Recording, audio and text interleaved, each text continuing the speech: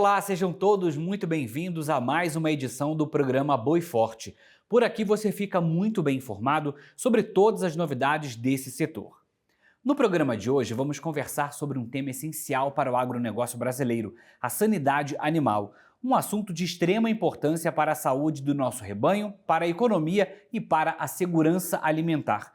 Vamos desvendar os desafios e as conquistas do Brasil nesse setor, com foco especial no recente status de área de livre de febre aftosa sem vacinação. Para este bate-papo, a gente conversa com o Marcos Rezende, que é médico veterinário e colunista aqui do AgroMais. Marcos, seja muito bem-vindo e obrigado pela participação. Eu que agradeço, Bruno, é sempre bom estar aqui. Marcos, eu queria que a gente começasse falando sobre a sanidade animal é fundamental para a nossa economia e também para a saúde. Sim, sim, Bruno. Bom, sem saúde animal, não se tem uma produção aos níveis que o Brasil tem. Estou falando de produção de bovinos, mas se estende para aves, aves de corte e ovos, para a suinocultura, para a piscicultura, ou seja, em tudo há necessidade de se manter a boa sanidade animal, porque o animal sadio, ele produz mais e o produto desse animal sadio é um produto que é apto, é um produto adequado para chegar até o consumidor final. A gente teve aí recentemente, né, o Brasil conquistou o status de área de livre de febre aftosa sem vacinação, né? Então, assim, é uma grande representatividade para o Brasil e para o setor agropecuário, né? Exatamente, isso é um feito que vem de décadas, né, que o Brasil vem trabalhando.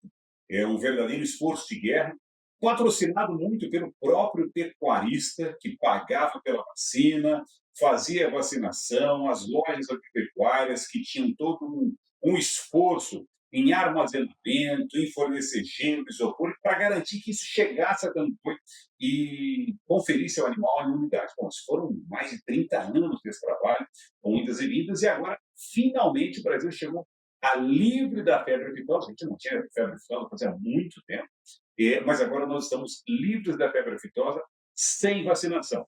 É de se comemorar, Bruno, mas é também de se manter o sinal de alerta ligado, porque agora a gente já não tem mais a proteção da vacina.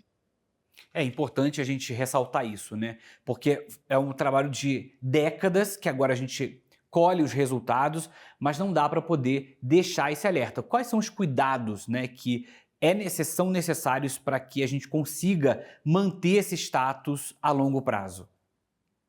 Bruno, todo esse período, o que vale destacar, em todo esse período que o Brasil vem enfrentando, vem nessa campanha contra a febre aftosa, e realmente era uma campanha, dois pulsos, né? Um em maio, uma média em maio e outro em novembro, para vacinação.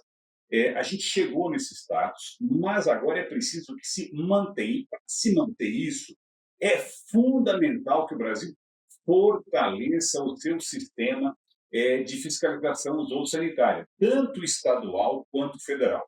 Os fiscais que trabalhavam lá no passado, no início dessa campanha, muitos já não estão mais no serviço, viu, Bruno? Eles se aposentaram. A gente não fez a reposição aos níveis que a gente precisava. Quando a gente começou a combater a febre aftosa, o Brasil tinha ali 150 milhões de cabeças. A gente já passou dos 200 milhões de cabeças e o nosso número de fiscais agropecuários, estaduais e federais, é o mesmo. Então, essa é a primeira lição de casa que precisa ser feita pelos estados e pelo governo federal. Porque se a gente quer ter a maior pecuária do mundo, nós temos, né? Nós queremos ter a maior pecuária do mundo, o maior exportador de carne bovina do mundo, é fundamental que a gente tenha também o melhor e maior sistema de fiscalização zoossanitária do mundo. Até porque esse novo status, de fato, abre portas para o mercado externo, para mercados exigentes, especialmente, como, por exemplo, o Japão. Então, isso é um impacto econômico bem significativo, porque a gente consegue, então, atender a mercados super exigentes e, com isso, a gente tem um retorno financeiro, a gente move a nossa economia. Exatamente. Alguns mercados, antes que eram feitos no Japão, Filipinas, Malásia, diversos mercados que consomem muito e, além de consumir muito, esses mercados mais exigentes, eles pagam mais pela carne. Todo mundo fala em exportar carne para a China. Tudo bem, a China é o nosso maior importador de carne hoje, seguido logo depois pelos Estados Unidos. mas o preço pago por eles não chega nem perto do preço, do preço que é pago por esses mercados mais exigentes, que só vão comprar nossa carne se a nossa carne estiver, se o Brasil estiver livre da febre aftosa sem vacinação. Pois bem, estamos livres agora. É a nossa diplomacia, os nossos vendedores, combinar vendedores de carne, pegar a pastinha e ir apresentar para esses mercados o produto de extrema qualidade e em quantidade que o Brasil tem.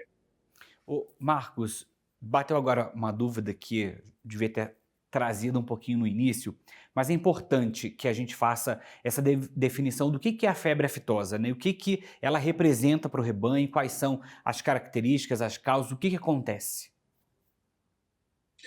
Bruno, a febre aftosa, ela é uma doença que ela afeta somente os animais biungulados. Vou explicar tecnicamente o que é isso.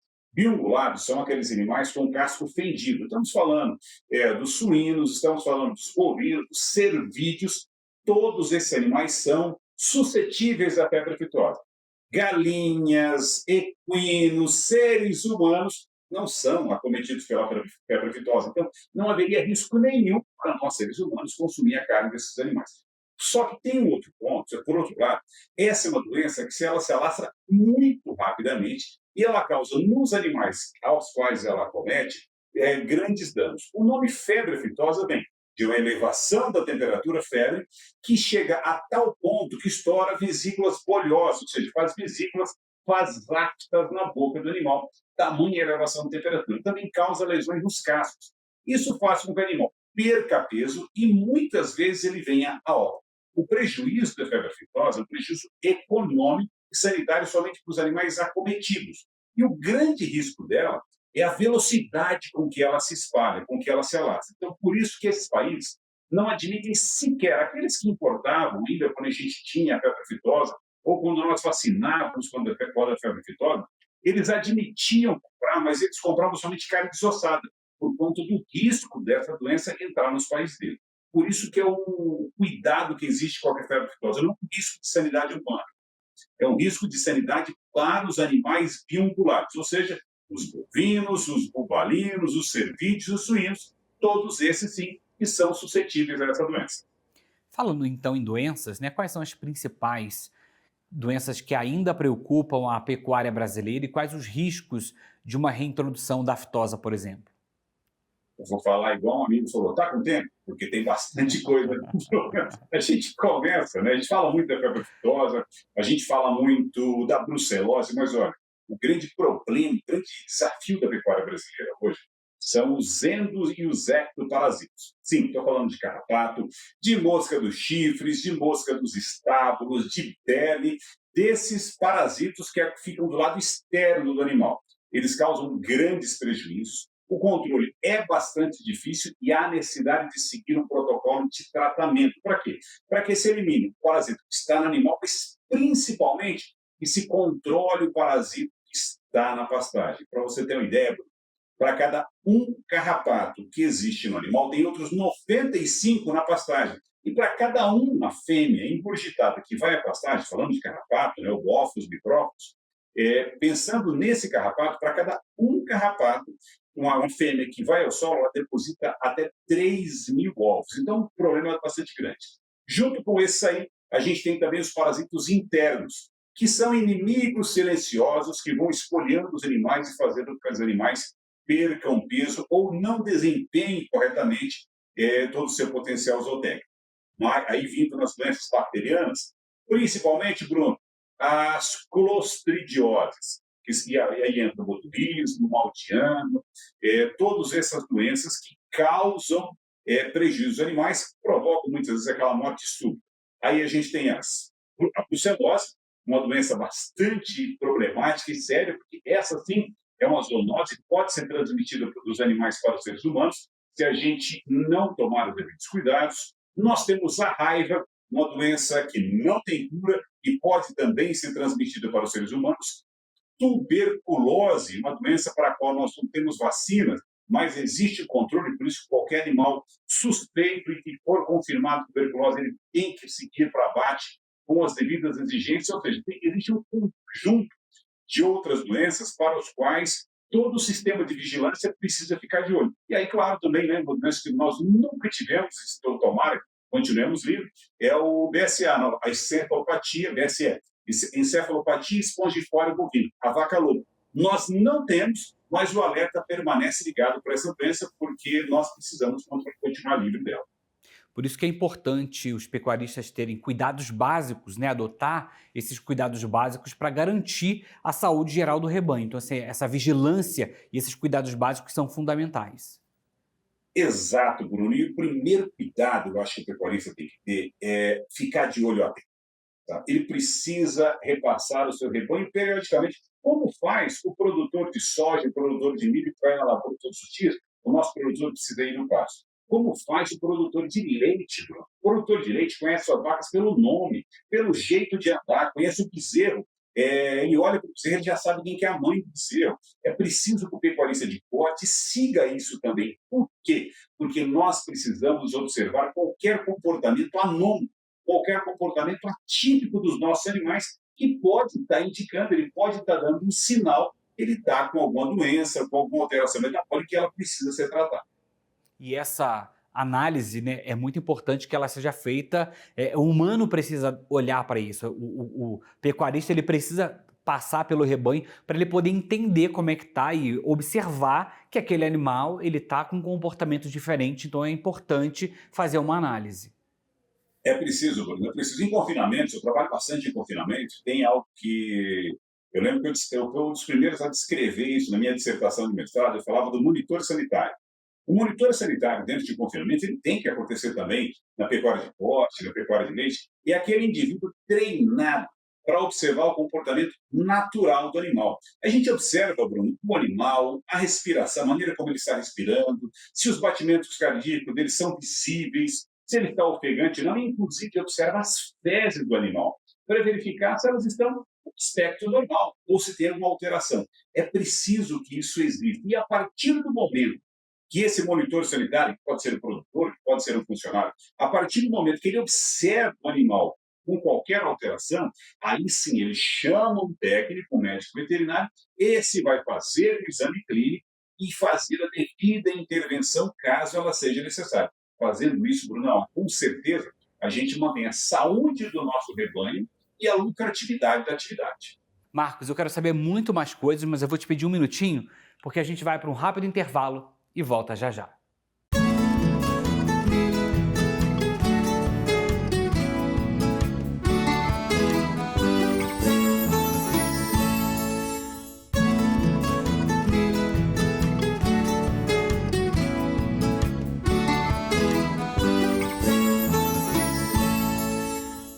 Já estamos de volta com o Boi Forte. Segue a gente aí nas redes sociais, @AgroMaisTV.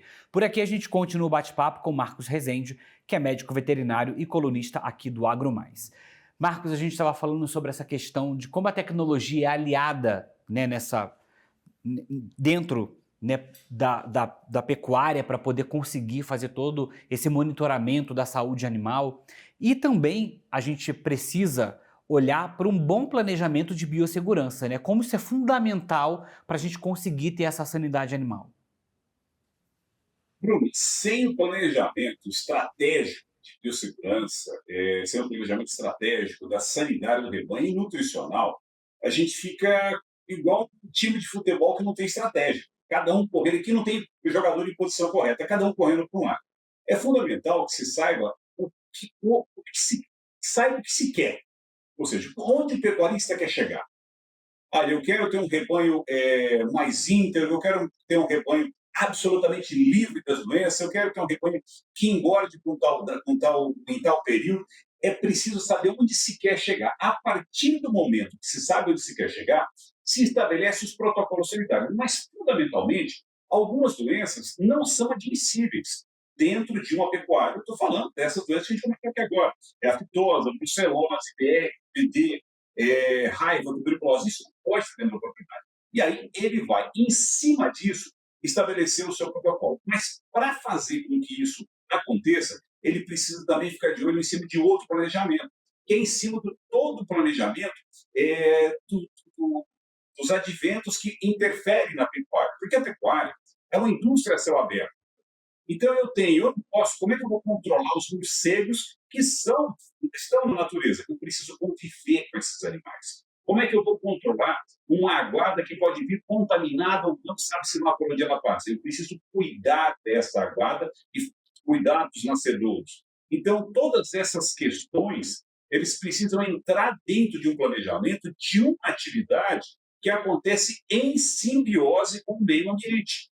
Eu sempre brinco que é muito fácil ser ambientalista em Copacabana, na Avenida Paulista. Eu quero ver ser ambientalista lá na propriedade rural, porque é quem mais sofre com qualquer alteração climática. E é por isso que o produtor ele precisa ter esse planejamento sanitário, esse planejamento nutricional, esse planejamento de ecossistema, fazendo tudo se integrar, preservando e utilizando o meio ambiente para que ele continue produzindo com qualidade, com sustentabilidade, com lucro, principalmente. Quais são os pontos importantes que precisam conter, né, nesse plano de biosseguridade para uma fazenda? O que deve incluir? O que não pode faltar? O que é importante, né, estar atento? Primeiro de tudo, Bruno, objetivo, onde você quer chegar. Segundo ponto, é entender qual é com que bicho você está mexendo. Eu estou trabalhando com bezerro, eu estou trabalhando com vaca, eu estou trabalhando com boi de engorda, com vaca de leite. Segundo ponto, é entender onde tudo isso está implementado. Porque é diferente eu ter um sistema implementado no Brasil Novo, lá no estado do Pará, logo depois de Altamira, e eu ter algo implementado lá em Pesqueira, em Pernambuco. Ou seja, são dois ambientes totalmente distintos. Ou em Santana do Livramento, no Rio Grande do Sul. São desafios sanitários distintos, são biomas distintos, são clima muito distinto, e vai me exigir, muitas vezes, um planejamento distinto para que eu possa manter o que de igual, manter a minha taxa de ganho de peso, a minha taxa de desfrute, a minha lucratividade na propriedade. Tudo isso é preciso ser observado para que a gente escolha o produto certo. Muitas vezes eu escolho uma vacina que funciona muito bem no Rio Grande do Sul, lá em Santana do Livramento, mas se eu utilizar essa mesma vacina lá em Brasil Novo, talvez não dê certo. Então é preciso entender o que eu tenho, onde eu quero chegar e onde eu estou. Falando em vacina, né, falando em vacinação, porque acho que a gente falar de campanhas, né, são tão importantes contra a raiva, contra a brucelose, elas continuam sendo aí tão cruciais, né, para a sanidade do gado. É importante que os pecuaristas eles façam a vacinação. Uma coisa foi a livre de febre aftosa sem vacinação, outra coisa é manter as outras vacinações em dia, dentro daquilo que é necessário. Sim, Bruno, sim. Olha, eu estive conversando alguns dias atrás com os lojistas, com quem eu sempre mantenho informado, mantenho contato, e muitos estavam destacando como voltou a busca por uma vacina que ficou alguns anos aí no armário, ou seja, o produtor não estava utilizando, que é a vacina contra a raiva. O produtor, quando ele trazia o gado para vacinar contra a febre aftosa, ele já aproveitava e fazia todo o manejo. Desverminava, vacinava contra a raiva, contra as clostridioses. Era todo um manejo que fazia o check-up geral no gado e deixava os animais com status imunitário elevado. Como não é mais obrigatório trazer os animais para o curral para vacinação, muitos pecuaristas deixaram de fazer o protocolo de vacinação contra o botulismo, contra a raiva. O que aconteceu? A doença começou a causar prejuízo. E a partir do momento que causou prejuízo, agora doeu no bolso. Ele começou a voltar a buscar essa vacinação e estabelecer os protocolos de vacinação como antes, mas agora somente contra o botulismo, clostridiose e raiva. Então, Bruno, é fundamental que o produtor mantenha a rotina do seu manejo sanitário, mas agora sem aquela obrigação de fazer tudo no intervalo de tempo de um mês. Mas é preciso que a gente vacine os animais anualmente contra a raiva, semestralmente contra a clostridiose e sempre na entrada da seca que continue fazendo a vacinação contra o botulismo. E claro, entrada, meio e saída de seca, a gente precisa fazer um bom vermífugo concentrado para garantir que os animais permaneçam livres dos parasitos e não sejam espoliados. Aí o produtor, em vez de fazer a nutrição para alimentar os animais, vai estar alimentando a parasita. Então é importante que ele adote todo esse protocolo para poder o desenvolvimento dos animais livres de doenças, livres de riscos e com bastante lucratividade. Você citou aí a questão da verminação, né, ou vermifugação, que é um processo aí essencial, né? Os pecuaristas precisam fazer isso de uma forma eficaz para proteger os animais, porque muitas das vezes fica aquele conceito, né? Ah, vai deixando para depois, passa um tempo maior e isso, de todo fato, a conta vai chegar. Uma hora a conta chega, Bruno. Tem jeito, uma hora a conta chega. O que você não fizer agora, você está falando em parasitos, né? O que você não faz agora, os parasitos vão espoliando os animais em muito pouco tempo. Aquilo que você deveria ter investido, o boi já te tomou. O boi não. O parasito já te tomou pelo que o boi deixou de ganhar de peso. E quando a gente olha para a questão, por exemplo, dos carrapatos, né?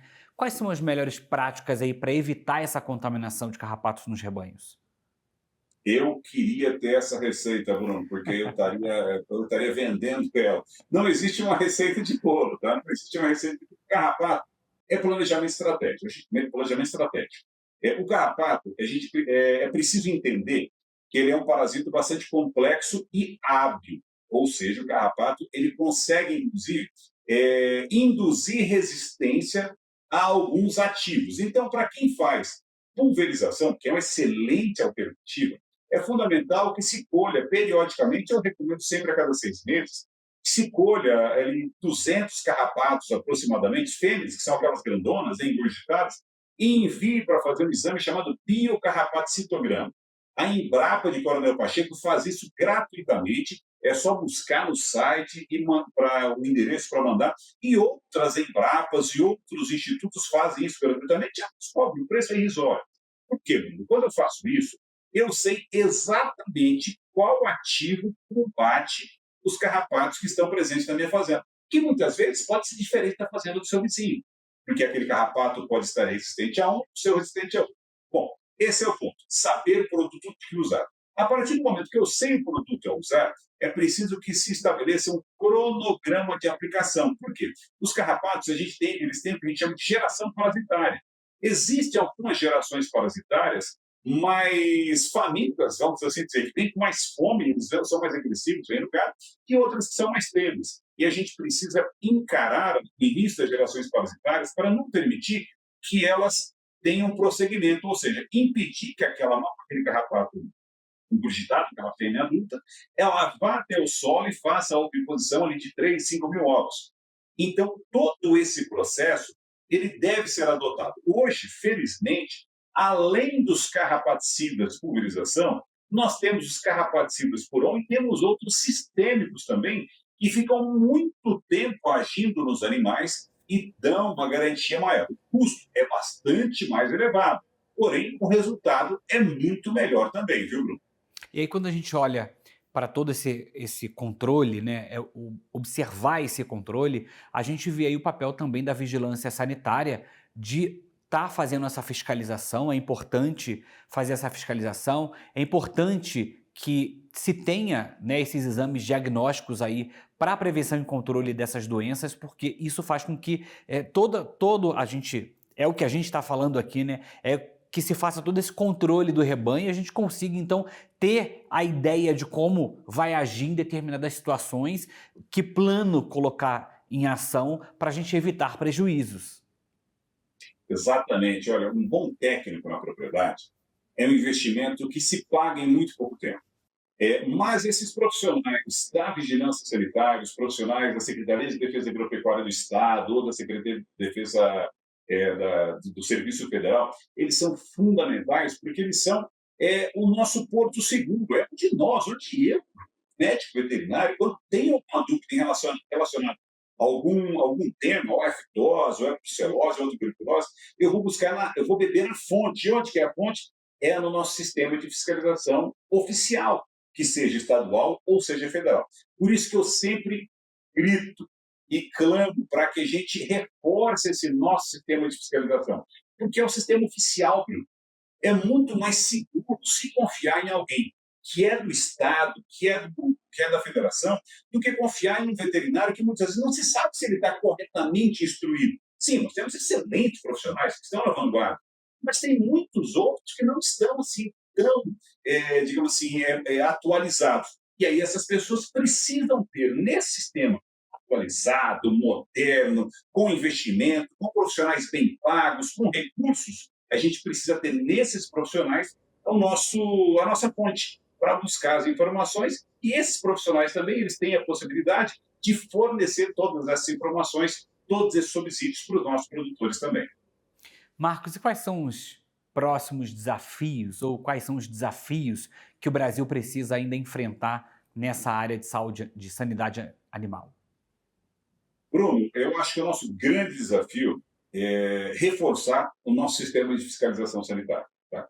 Não, e, sem dúvida, sem um sistema coeso, forte, com profissionais bem pagos e em bastante quantidade, nosso número de fiscais hoje é risível, viu? Frente à nossa necessidade. Então, esse é o primeiro passo. Segundo ponto, nós precisamos ficar atentos à possibilidade, porque ela existe, nós estamos falando de um organismo vivo, a possibilidade de quais as medidas seriam tomadas caso houvesse, Deus me livre, bate na boca, né? Caso houvesse a reintrodução da febre aftosa no Brasil. Se a febre aftosa vai introduzir lá em cima, no estado do Amazonas, será que o Rio Grande do Sul vai ser prejudicado? É preciso que a gente comece a defender uma compartimentalização do Brasil como várias bolsões. Além disso, a gente precisa evoluir bastante, ainda falando em cultura, né, no nosso controle da raiva, da brucelose e da tuberculose. Eu penso que essas três doenças últimas que eu comentei aqui são os nossos grandes desafios. A raiva, porque é uma doença que voa nas asas dos morcegos, que são muito importantes para a polinização, para o equilíbrio do nosso ecossistema. Então, é preciso que a gente vacine os nossos animais e mantenha o monitoramento. A brucelose é uma doença que depende da nossa vacinação, e agora, felizmente, a gente pode usar uma vacina para vacas adultas, que é a RB51, uma outra cepa, né? Isso é muito importante. E no caso da tuberculose, que nós não temos uma vacina para a tuberculose, é preciso reforçar ainda mais a identificação e a eliminação dos animais que estão contaminados. A gente está falando de três doenças, essa sim, diferente da aftosa, zoonoses, que podem acometer os seres humanos e, quando não leva à morte, causa problemas seríssimos de saúde ao indivíduo afetado. Muito bem, Marcos. Eu acho que então o resumo de tudo é planejamento estratégico. Eu quero te agradecer mais uma vez pela participação aqui com a gente no Boi Forte. Até a próxima. Eu que agradeço, até a próxima. Bom, o programa de hoje fica por aqui. Obrigado pela sua companhia, pela sua audiência. E se você quiser assistir essa e outras edições do Boi Forte, é só acessar o nosso canal no YouTube, @AgroMaisTV. Até a próxima.